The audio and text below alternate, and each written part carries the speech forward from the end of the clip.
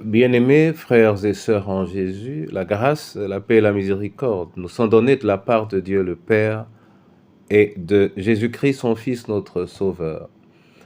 Amen. Pour notre méditation de ce jour, nous allons lire dans le livre d'Ésaïe, au chapitre 52, le tout premier verset. Avant la lecture, nous chantons à la gloire du Seigneur, t'aimer Jésus, te connaître. C'est le 413 dans L de la foi. T'aimer Jésus, te connaître, se reposer sur ton sein, t'avoir pour son roi, son maître, pour son breuvage et son pain, savourer en paix sa grâce, de ta mort puissant sauveur, goûter la sainte efficace, quelle ineffable douceur. Ô bonheur inexprimable, j'ai l'Éternel pour berger, toujours tendre et secourable, son cœur ne saurait changer.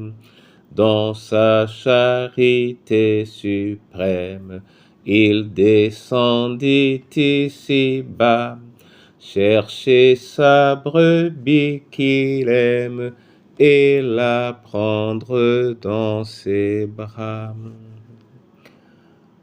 Père, sois béni et exalté. Toi dont l'amour nous accorde ce jour. Dans ta parole, bénis-nous, au nom de Jésus-Christ. Amen. Ésaïe 52, verset 1, là il est écrit « Réveille-toi, réveille-toi, revêt ta parure, Sion, revêt tes habits de fête, Jérusalem, ville sainte, car il n'entrera plus chez toi ni incirconcis, ni impur. » Amen.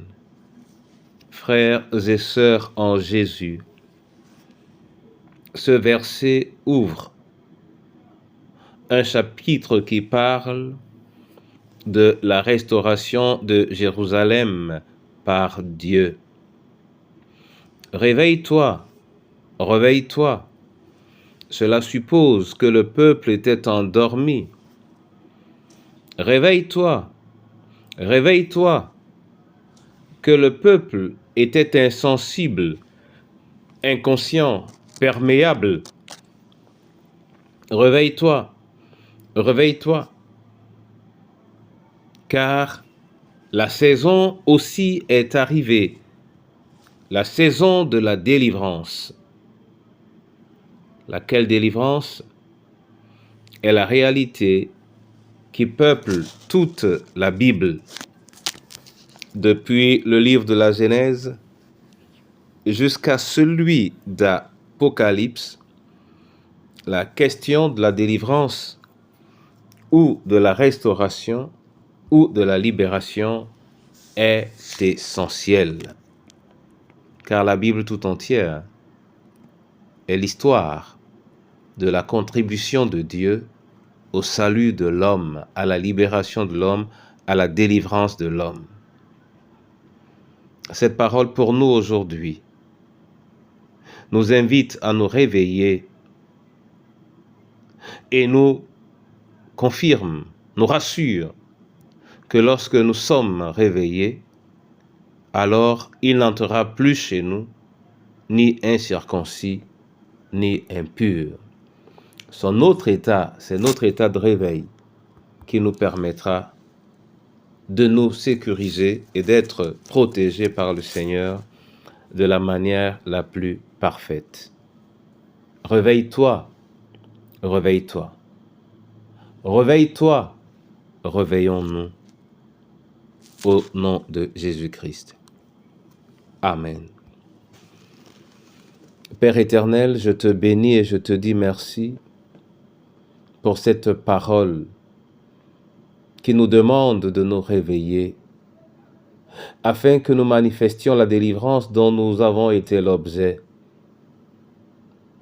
que nous nous réveillions afin que nous puissions participer au réveil d'autres personnes. Seigneur, sans ton cri, qui pourrait se réveiller? Viens donc dans ton amour immense prendre corps avec notre ambition, à la suite de ta voix qui nous appelle au réveil, afin que nous profitions des avantages de tes œuvres dans nos vies. Entre tes mains, le prisonnier, le malade,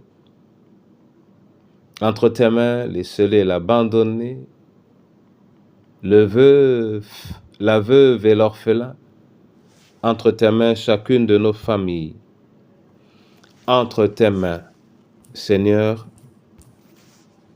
tout ce dont la vie a tendance à chavirer en ces heures dernières, entre tes mains notre pays, entre tes mains notre Dieu.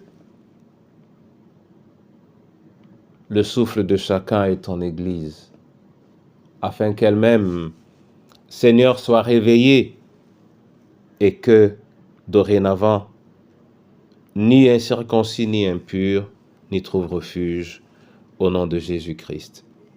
Amen.